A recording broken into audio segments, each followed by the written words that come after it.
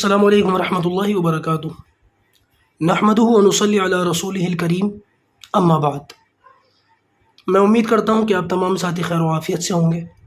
اللہ ماشاء اللہ ہماری اردو زبان کی جو کلاس ہے وہ خیر و عافیت کے ساتھ چل رہی ہے، اور میرے ذہن میں انشاءاللہ مکتب کا جو پورا طرز ہوتا ہے نا، طریقہ، اسی طرز اور اسی طریقے پر آپ کو مکمل اردو زبان پڑھانا ہے۔ میرا مقصد ہے کہ یہ کورس آپ لوگ پڑھ بھی لیں اور اس قابل ہو جائیں، آپ کی صلاحیت ایسی بن جائے کہ آپ آگے اس کو پڑھا بھی دیں، اور ہمارا یہ سارا کا سارا کورس، ہماری یہ ساری کی ساری محنت یوٹیوب پر ہمیشہ کے لیے محفوظ ہو جائے۔ کئی فائدے ہیں اس کے آنے والے وقت میں، کیونکہ اب تو ڈیجیٹلائز ہو رہی ہے ہر چیز، تو لوگوں کو سیکھنے پڑھنے میں آسانی ہوگی، کانٹینٹ سارا موجود ہوگا اور اس کو دیکھ کر کے ہم آگے پڑھا بھی سکتے ہیں ہمیشہ کے لیے، اور یہ ہمارے لیے صدقہ جاریہ ہو جائے گا۔ لوگ پڑھتے رہیں گے، سیکھتے رہیں گے، سمجھتے رہیں گے، تو ہمیں بھی اس کا اجر ملتا رہے گا، ٹھیک ہے نا۔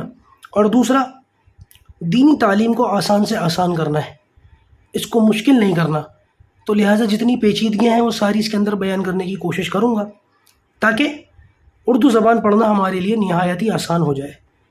اور ایک راز کی بات بتاؤں آپ کو، جو قرآن مجید پڑھ لیتا ہے نا، جس نے قرآن مجید پڑھ لیا ہو اور طریقے سے پڑھ لیا ہو، تجوید کے ساتھ، مخارج کے ساتھ، پھر اردو زبان تو بہت حد تک پڑھ لی جاتی ہے۔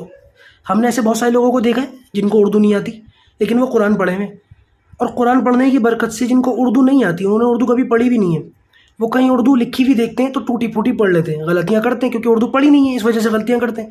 لیکن نہ پڑھنے کے باوجود بھی قرآن پڑھنے کی برکت سے ان کی صلاحیت اتنی بن جاتی ہے کہ وہ ٹوٹی پھوٹی اردو پڑھ لیتے ہیں، اخبار پڑھ لیتے ہیں، کچھ کر لیتے ہیں، تو اس طریقے سے پھر باقاعدہ کامیابی مل جاتی ہے۔ تو ہم نے ہر چیز کا یہاں پر انشاءاللہ کورس شروع کر رکھا ہے، اردو کا بھی ہے جو آپ دیکھ ہی رہے ہیں، قرآن کا بھی ہے، اسی طریقے سے جو ہے وہ اس کا بھی کورس ہے ہمارے پاس، عربک کا، عربک گرامر کا باقاعدہ۔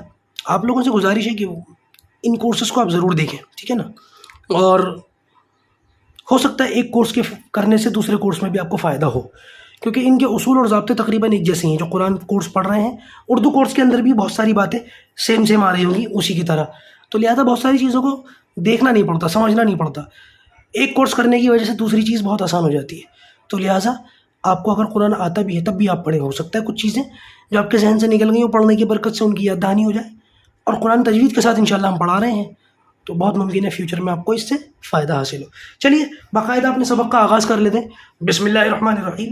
دیکھیے اب باقاعدہ پیش کا جو ہے نا اس کی مشق شروع ہو گئی، پیش کے الفاظ، پہلے ہم اس کی ہجے پڑھ لیتے ہیں، اس کے بعد ہم اس کی روانگی کریں گے۔ بسم اللہ الرحمن الرحیم۔ چا پا پیش چپ، چپ یعنی کہ شٹ اپ، ٹھیک ہے، شٹ یور ماؤتھ۔ چلیے آگے چلیے۔ پا ٹا زیر پٹ، زیر نہیں سوری پیش، پا ٹا پیش پٹ، آگے چلیے۔ را کاف پیش رک، ہا کاف پیش ہک، پا لام پیش پل، کاف لام پیش کل، غین لام پیش غل، الف سین پیش اس، الف یا حمزہ، ٹھیک ہے نا، میں نے آپ کو پہلے ہی بتا دیا تھا، اس لیے بار بار پریشان نہ ہو۔ جو چیز میں ایک بار پہلے بتا چکا ہوتا ہوں اس میں پھر بعد میں گنجائش نکل جاتی ہے۔ جب میں نے کہہ دیا اس کو الف بھی پڑھ سکتے ہیں، حمزہ بھی پڑھ سکتے ہیں، تو آپ کو جو آسان لگے آپ وہ پڑھ لیں، ٹھیک ہے نا۔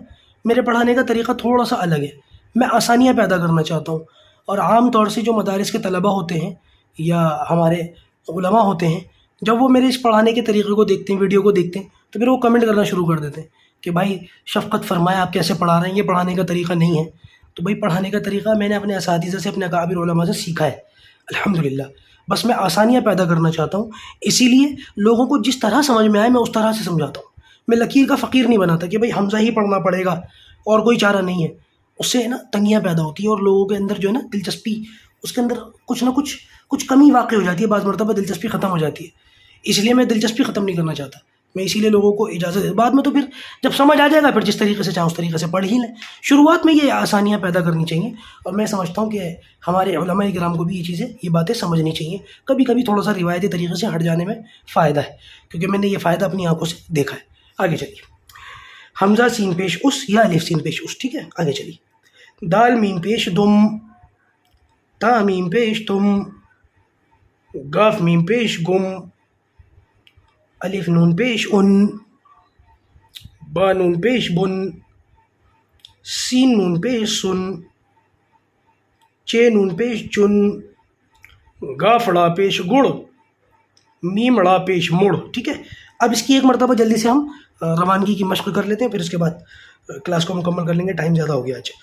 چپ، پٹ، رک، ہک، پل، کل، غل. غل مانے شور، ٹھیک ہے نا، شور و غل آپ نے سنا ہوگا. کل، کل یعنی کہ سب کے لیے آتا ہے، کل عالم، سارا عالم. ٹھیک ہے نا. آگے چلیے. اس، دم، تم، گم، ان، بن، سن، چن، گڑ، مڑ. ٹھیک ہے، تو یہ پیش کی مشق ہو گئی. اب انشاءاللہ آگے اس کے جو ہے وہ سینٹنسز آئیں گے تو ان کو دیکھ لیں گے اور اس کے جملے بنا لیں گے انشاءاللہ، تاکہ ہمیں زبر زیر پیش اور ان کے بنائے ہوئے جملے اور ان سے ملے ہوئے الفاظ، مطلب تقریباً اردو کا اچھا خاصا حصہ ہمیں آ جائے. اللہ پاک اردو زبان کا پڑھنا سمجھنا آسان فرمائے. السلام علیکم ورحمۃ اللہ وبرکاتہ.